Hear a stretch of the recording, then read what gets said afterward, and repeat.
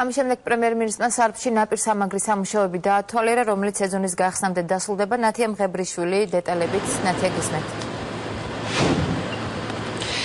დღეს დილიდან აჭარაში პრემიერ-მინისტრი რამდენიმე ღონისძიებას დაესწრო, დაათვალიერა ინფრასტრუქტურული პროექტები, მათ შორის როგორც უკვე აღნიშნეთ, იმყოფებოდა სარფშიც ირაკლი ღარიბაშვილმა ნაპირსამაგრის სამუშაოები დაათვალიერა ინფრასტრუქტურის მინისტრთან ერთად. რაც შეეხება პროექტს, გამოყოფილია პირველ ეტაპზე 10 მილიონი ლარი, როგორც უკვე აღნიშნეთ, დასრულდება სანაპირო ზოლის გამაგრება სეზონის გახსნამდე. დღესვე ცნობილი გახდა ირაკლი ღარიბაშვილმა განაცხადა, რომ ნაპირსამაგრის სამუშაოები პროცესი დაიწყება ბათუმშიც. ჩვენად ამ პერიმეტრზე, აი სადაც ახლა ალაგია, აქედან 12 მეტრში ესენი ჩალაგდება ორქენად ქვემოთ.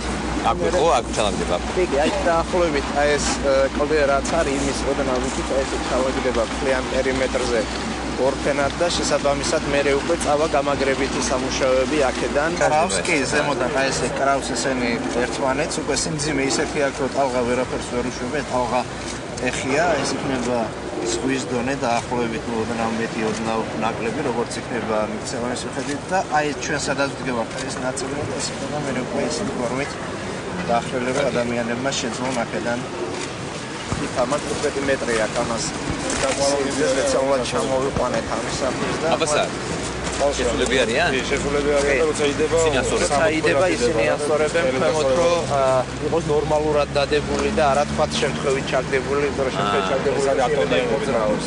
სახელმწიფო ბიუჯეტიდან 10 მილიონი ლარი გამოიყო, სახელმწიფო სამშენებლო კომპანია ასრულებს სამუშაოებს და მთლიანად გათვალისწინებულია სეზონამდე როგორც ნაპირ გამაგრება, ასევე პლაჟის მოწყობა ისეთნაირად, რომ აქ დამსვენებლებს ხელი არ შეეშალოთ. ტემპი ნორმალურია, როგორც კი ამიდები გამოვიდა ზამთრის სეზონის შემდეგ, ჩვენ სამუშაოები ძალიან სწრაფად გავაგრძელებთ და აქედან გამომდინარე ვარაუდობთ, რომ გეგმა გრაფიკით გათვალისწინებულ ვადებში დავამთავროთ სამუშაოებს. ეს არის ერთ-ერთი ყველაზე მასშტაბური პროექტი, რომელიც დღეს საქართველოში ტარდება. პრაქტიკულად 9 მილიონი კუბომეტრი სხვადასხვა ზომის ქვის მასივი არის შემოსაზრდილი და ერთხელ და სამუდამოდ აი ამ ზოლის გამაგრების პრობლემა იქნება გადაწყვეტილი. სარფში ჩასვლამდე ირაკლი ღარიბაშვილი ბათუმის მუსიკალურ სკოლაშიც მივიდა, რომელსაც რეაბილიტაცია რამდენიმე თვის წინ ჩაუტარდა. ირაკლი ღარიბაშვილი აქ პედაგოგებს შეხვდა. პრემიერ-სტუმრობა ნამდვილად რაღაც დღესასწაულის ტოფასი იყო. ამ სკოლას უდიდესი ტრადიციები გააჩნია, 115 წელი უსრულდება, წელს საიუბილეო წელი გვაქვს და ეს ძალიან დიდ პასუხისმგებლობას და ძალიან დიდ ვალდებულებებს გაკისრებს.